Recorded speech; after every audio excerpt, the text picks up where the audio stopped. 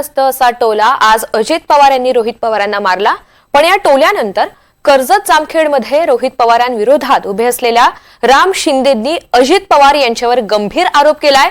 विधानसभेच्या निवडणुकांमध्ये माझा पराभवाचा कट रचण्यात आलेला होता, तसंच माझ्या या कटाच्या पराभवामध्ये अजित पवारांचा सहभाग असल्याचं राम शिंदे यांनी म्हटलंय। अजित पवारांनी युती धर्म पाळला नसल्याचं वक्तव्य सुद्धा राम शिंदे यांनी केलंय।